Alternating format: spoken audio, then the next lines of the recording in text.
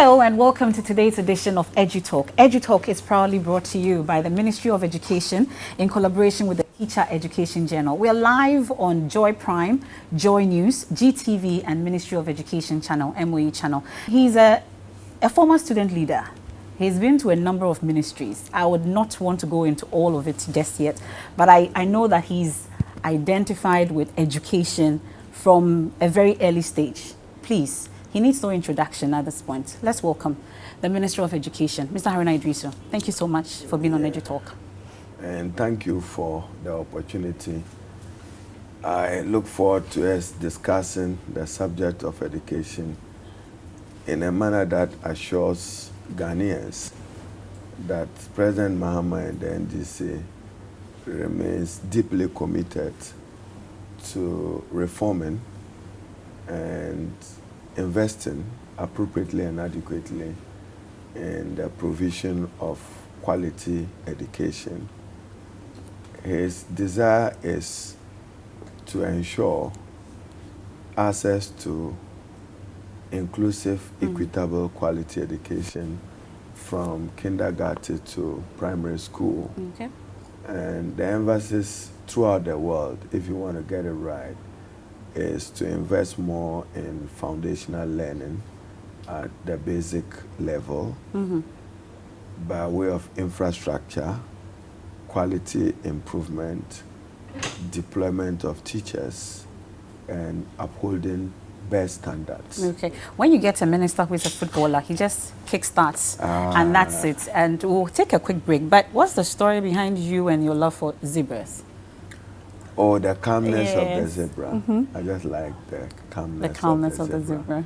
And maybe that should define how calm I'll be as we do the end. I pray so. Let's take a quick break on EduTalk. When we return, we'll get talking because he set the tone in terms of what we're going to be talking about. So it's a good time for you to spread the word about EduTalk. We are on all social media platforms, live on Facebook, YouTube, amongst others. It's a good time for you to spread the word about it. We're right back after the break. I am Emefa Apau, and this is EduTalk.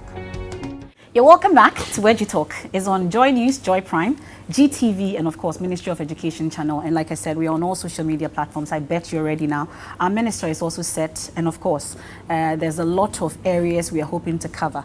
It's been almost a year since you took over as Minister of Education. And what would you say has been a journey? How would you describe it, you say? If you were to give maybe 2 words or a word or a sentence, how would you describe your journey so far? Challenging. You probably may even have a diagnostic view of what the issues and problems are affecting the provision of quality education, but you are unable, or probably, for use of a better word, helpless in fixing some of those challenges, and much of it border on the availability of adequate financial resources to respond to that challenge. So I would say that overall, I have a good team here, a team that is very dedicated to working to ensure our success and the success of the government. What we lack is the financial muscle to respond to the issues as they arise. So for instance, take for instance, CTAC or education teachers are on strike. The resolution doesn't lie with the Minister for Education or the Minister of Education. It lies more with the Minister for Finance. If he pays them off, then the conflict is resolved. But for us, what is worrying is when the academic calendar is disrupted, it affects the planning and the career goal and career development of the affected student. And we would want a safe, secure academic environment and a peaceful academic environment where there's industrial harmony and industrial peace. There's hardly a day passing without a member of parliament or a community chief visiting this office to say that I need infrastructure. I need a 6-classroom block for a primary school. We need furniture for our school. Young girls are lying on the floor writing. We need a girls' or a boys' dormitory. Yeah. You just saw the delegation stepping out from Kurmasa in the Solar Tuna of Northeast region. No secondary school between Tuna and Wa. We need a secondary school infrastructure. Or you have a Brig Girls or St. Xavier of Assisi say that we need an ICT infrastructure to encourage girls to take up IT skills, so that we have more women equipped for those skills. So every other day you seem to have a picture on understanding what the issues are, and you don't have the resources to respond to them. So I'll say very challenging. Okay. We started off with the National Education Forum, which was held in Ho under the auspices of President John Dramani Mahama, for us to have an understanding of what the problems and issues were. So we discussed at that forum infrastructure, the lack of it, the inadequacy of it, education financing, standards, teachers, professional development of teachers, and then what our emphasis should be on the future. STEM, science, mathematics, engineering, and technology should be our drive. So in our manpower planning and focus, it's important that as a country, we project ahead of the world, that you want to train more people in science, mathematics, and engineering to prepare them for an acutely uncertain world, and a world which will be driven largely and more by technology. Like it or not, Ghana has to adopt to AI, artificial intelligence. We currently, as I have repeatedly said, we are reviewing curriculum at the kindergarten to basic school level. And for me, that's very significant. In reviewing the curriculum, you want to be able to introduce one, ethics and integrity in the early training of learners, so that they inculcate the values of responsibility, patriotism, and integrity at that particular level. And you want to be able to introduce financial literacy, that growing up they know how to handle matters relating to their own personal finances. I would want you to hold the thought on the curriculum issue, because I would want us to delve a bit deeper into it. But you mentioned that it's been challenging and helpless, but that's not what, at least even the president sees. During the free tertiary education for disabilities, during that launch, I recall him mention that your ministry is by far one of the best performing. So it's interesting that you describe it as a bit challenging and helpless. You've taken my comment out of context. Okay. I'm saying when demands are made to you to support infrastructure, you don't have money to respond to it. That's what I meant. So I'm wondering how you've become one of the best performing amidst all these challenges. The eye that see cannot see itself. So I'm not the one to know how I'm faring. Okay. And I do not think that it's even appropriate to want to judge a minister for education performance in a year or even in 4 years. Okay. Education is about the future. What seeds are we sowing today? You reap them 10, 20, 25 years. Okay. And that is how we should be measured. Now, the president launched the STEM boxes. I should give credit first to Vice President Nana Opoku-Agyeman.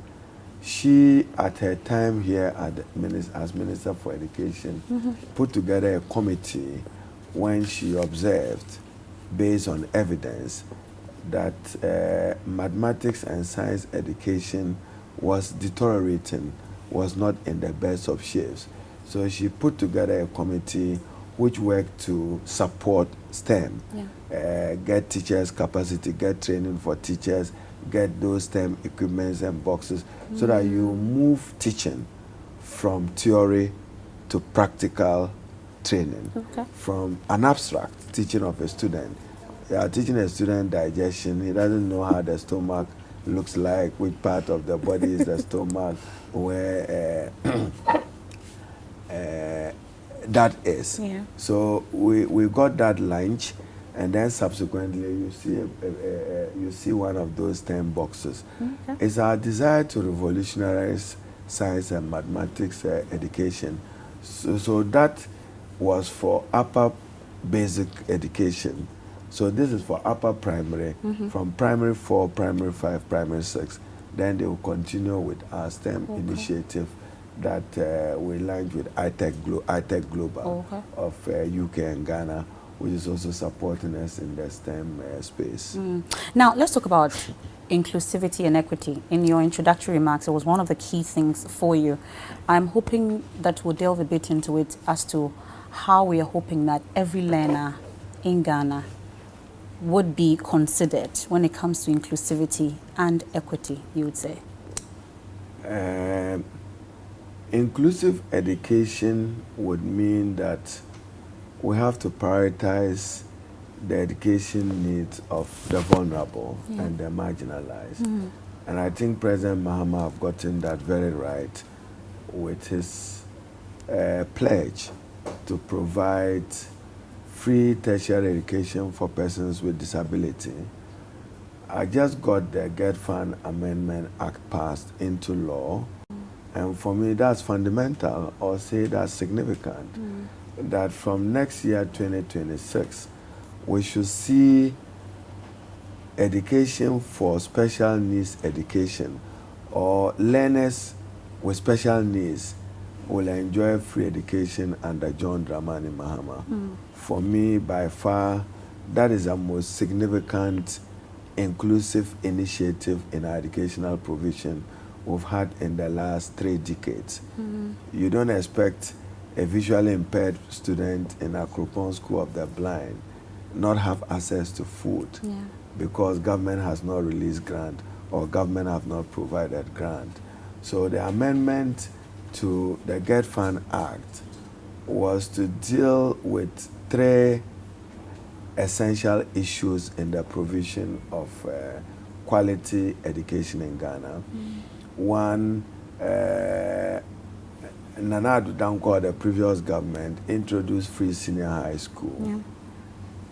Commendable as that may be in terms of transforming access to secondary education, he failed to provide for the infrastructure to support free secondary education. He failed to provide reliable, adequate, sustainable financing for free senior high school. President Mahama have done that. With the amendment of Get Fund, we are securing and sustaining free senior high school. So that double assures every Ghanaian that free senior high school has come to stay. But what free senior high school has done, as initiated by the previous government, is simply to expand access, but not quality.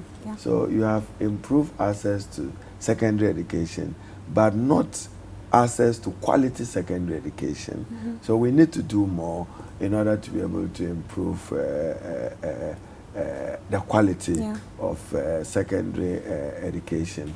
The might talk about issue now is about performance at the West Africa certificate exams. It's only in Ghana that when students pass, the students are praised. When they fail, blame a minister or blame a government.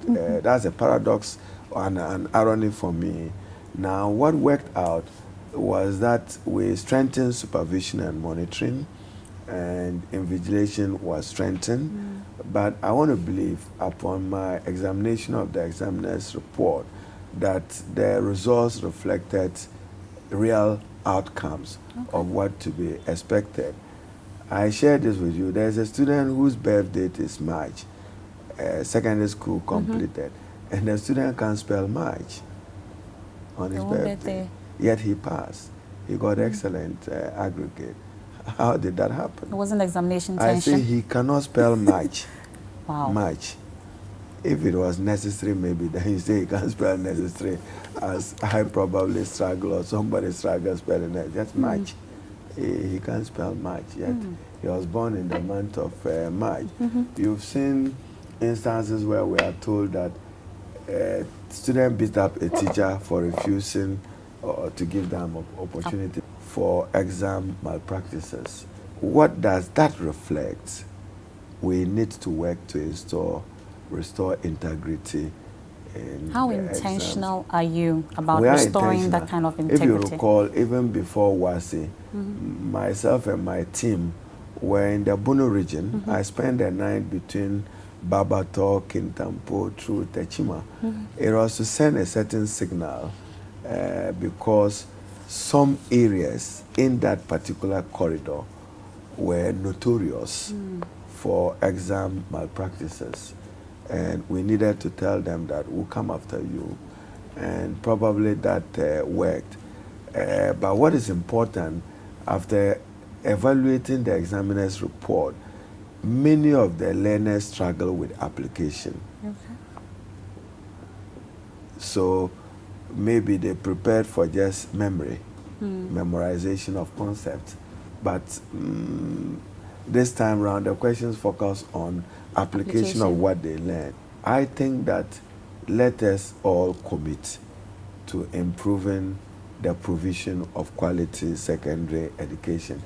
I'll take a quick break right here on EduTalk.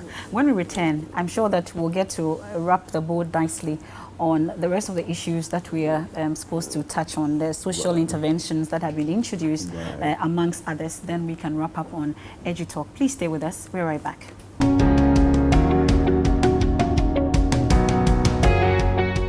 This is EduTalk. You're welcome back, and it's proudly possible or made possible by the Ministry of Education and, of course, the Teacher Education Journal. And my guest today is the Minister of Education. If you missed out on the first part, you've really missed out big time. But, of course, you can catch up at this point. And we've been talking about a number of issues, but you started off your tenure with the Education Forum. We talked a bit about it. You touched on it a bit. But before that Education Forum, there were those who were of the view that maybe you are reviewing education so that you could scrap the free SHS amongst others. At least a year has gone and it is still being implemented. In fact, you are improving quality as well. But let's talk a bit about the forum. What would you say were the key things that stood out for you from that forum that you're actually implementing? One of the things which, subsequent to the Education Forum, President Mahama wants to do is that he says that focus on community day schools in populated urban areas. So if you are building a school in Kaswa or in Nima, just make it a day school. So for the president, deburdenize in the urban areas, focus on community day schools. Then in the rural areas, you can have the concept of boarding schools because statistics and evidence have revealed that many of the schools without boarding in the rural areas, the numbers are reducing. Maybe they have a population of 800, you see it falling to 500, 400, and 300. Okay. So we will work the two-pronged approach, community day schools in urban areas and maybe rural boardinized free senior high schools. Now, to get it right, Ghana will have to invest about 20% of its GDP on education. That is probably not the case. Many hear that education has the largest budget. Yes, we do, but it goes to compensation. If you hear 33 billion, about 30 billion will account for salaries because we have the largest workforce in the country with teachers. So even when you have instances where teachers fail licensure exams, instead of us looking at where we fell, you are interested in how you knocked off? No. So if teachers fail licensure exam, why would you be surprised if students fail WASI?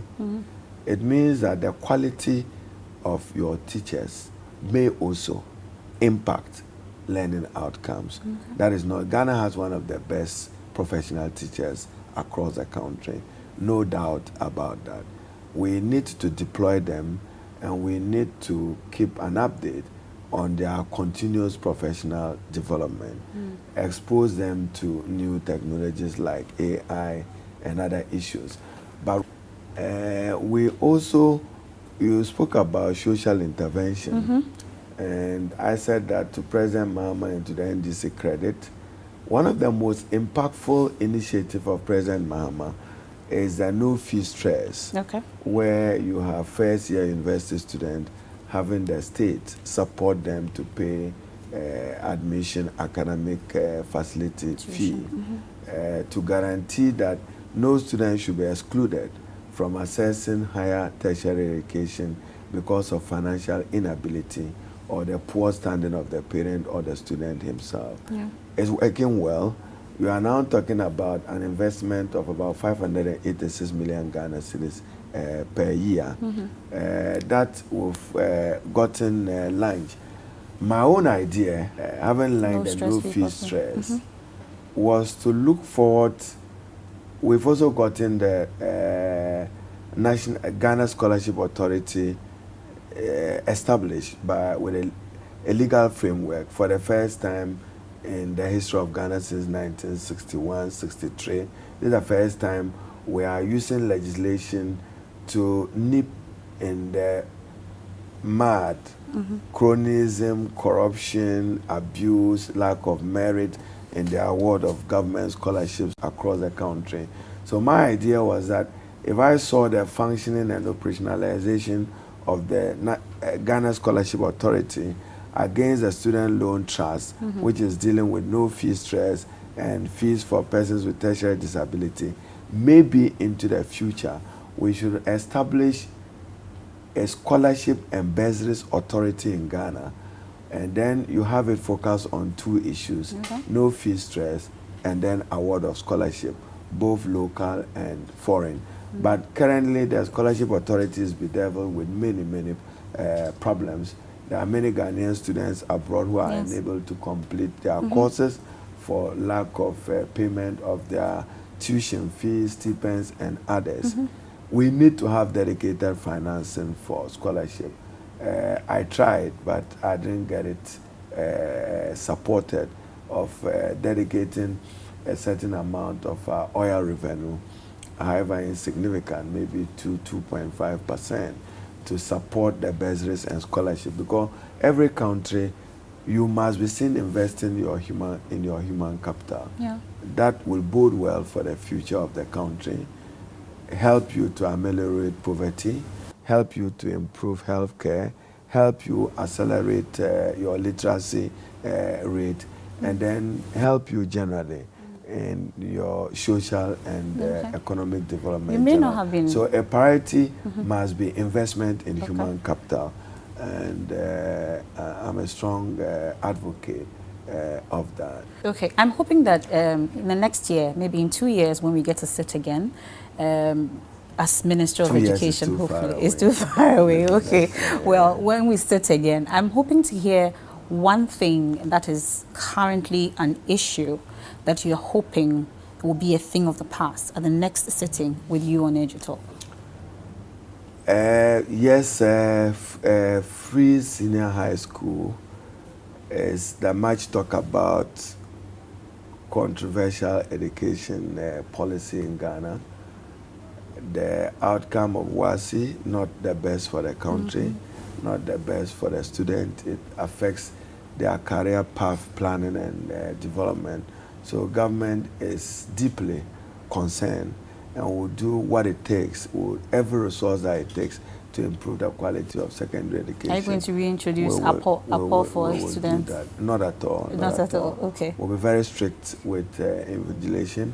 We enforce standards and integrity in the provision, but quality assurance and quality improvement in the delivery of education, teacher professional development. We'll look at all those variables in order that we can improve it. But I think much of the problem in Ghana has to do with protocol admission. You know, I shared the story where a very significant person called me and said, "Hey, Haruna, you're not helping my son or daughter get admission. Why are you doing this?" So I said, "Hello, aggregate." Then he said 40, 41. And I said, "So you expect the minister to help you with aggregate 41? So what did you do about it? In the name of protocol?" I said, I'm unable to help him. You see, aggregate 6, 12, 18, 24, 32. I think that part of the problem of free senior high school is that what is it doing to assessment? Why do you write exams? It's not a train. Everybody can sit anywhere in the train. That's not good enough. And those were the kind of things we said we needed to reform. Now, what government is doing, and that's President Mohammed's commitment to improving both access and quality of secondary education, is to convert 30 Category C schools to B and convert 10 Category B schools to A and expand infrastructure in the existing Category A schools. We've gotten World Bank funding of $180 million US. Okay. Currently, the World Bank has a procurement team working with our team here to do need assessment, and then want to be able to build a special dedicated school for special needs, either in Ho or in Akropong. Should be in Ho. So for me, Haruna, what I can be remembered for at this ministry is the provision of free education for learners with special needs. Okay. That will go in history as happening under my life working for President Mahama at the Ministry of Education. Okay. I'm heartwarmed that that category of marginalized, vulnerable people will now be assured. I'm told that originally they were fed on 8 cedis a day. We're increasing that to 15 cedis. Wow. Get Fund is making adequate provision of 65 to 100 million, and it should become an integral part of every other Get Fund formula. So what we have done, if you follow the debate, is to take financing of free senior high school, financing of free education for persons with disability, and financing of learners with special needs off the consolidated fund into the Get Fund. And the Get Fund has a portfolio of 9.9 billion. Why can't you make 100 million available for learners with special needs? But what we will do additionally will be to support special needs education with assistive devices. Those who have hearing impairment and we're able to get devices to assist them, and then with brailles. And one of the things for which I also want to be remembered for, Ghana currently has 12 official languages. I want to make sign language the 13th and make it mandatory as part of our reach to persons with disability. And in wrapping up, of course, you can't sit with Honorable Haruna Iddrisu and not ask if you do not miss your days as a student leader. Comparing to what you're seeing now. Not at all. You don't? I miss my days as minority leader. As minority leader, rather, okay. Yeah. Okay, but seeing what is happening now on the student front. Parliamentary work. Oh, more parliamentary. Yeah, Okay. I enjoy the complex and complicated process of lawmaking excites me every time. You can so tell. I don't seize an opportunity to be part of it. Thank you so much for spending time with us on EduTalk. That's the Minister for Education, Honorable Haruna Iddrisu. Another exciting edition of EduTalk comes your way, same time, same place on this channel. I am MFR Pao. This has been EduTalk, made possible by Ministry of Education, Teacher Education Journal. Have a good day.